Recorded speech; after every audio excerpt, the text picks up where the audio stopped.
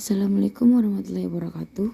Saya Nita Sarafitisa dengan nomor BP 19101152610656 dari SI3 dengan mata kuliah Pengelolaan Sistem Informasi. Pada pertemuan kali ini saya akan menjelaskan tahapan SDLC dan penerapannya pada sebuah perusahaan. Definisi dari SDLC atau Software Development Life Cycle adalah siklus perencanaan atau pengembangan perangkat lunak yang bertujuan untuk menyelesaikan masalah secara efektif dan menghasilkan sistem yang berkualitas yang sesuai dengan keinginan pengguna atau sesuai tujuan perencanaan sistem. Terdapat 4 tahapan pada SDLC. Yang pertama planning, yaitu proses dasar untuk memahami mengapa sebuah sistem harus dibangun. Pada tahap ini diberlakukannya analisis kelayakan dengan mencari data kepada pengguna.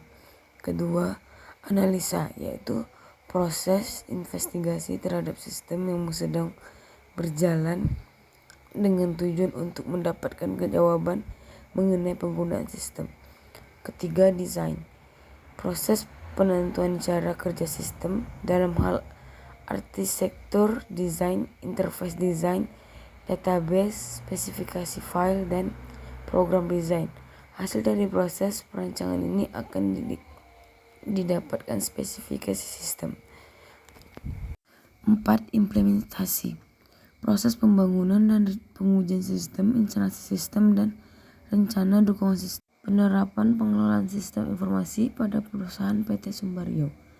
Planning, pada tahapan planning biasanya manajer menyadari adanya permasalahan di dalam perusahaan, yaitu seperti menurunnya omset, terlambatnya mengambil keputusan terhadap suatu masalah dikarenakan kurang terintegrasinya data yang dimiliki perusahaan. Manajer menyusun sebuah usulan yang berisi permasalahan yang muncul sehingga dibutuhkan sebuah sistem yang baru yang akan memudahkan perusahaan dalam melakukan pencatatan data dan menyimpan data.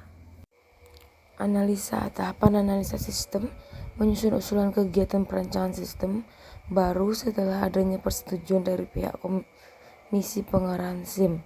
Usulan perancangan sistem baru didasarkan dari konsultasi dengan pihak manajer. Berikutnya yaitu desain. Dari desain itu pembuatan sistem yang baru dimulai dengan menggabungkan data-data yang diambil dari semua unit yang ada di dalam perusahaan. Integrasi semua data dimaksimalkan supaya antara semua bagian dapat saling bertukar data dengan mudah. Yang keempat atau tahapan terakhir yaitu implementasi. Sistem baru memasuki tahap akhir yaitu tahapan penerapan. Perusahaan dapat memilih usulan cut over dengan mempertimbangkan sistem baru yang akan digunakan dapat dimaksimalkan penggunaannya. Baiklah, hanya itu yang dapat saya sampaikan. Terlebih dan kurang saya ucapkan terima kasih.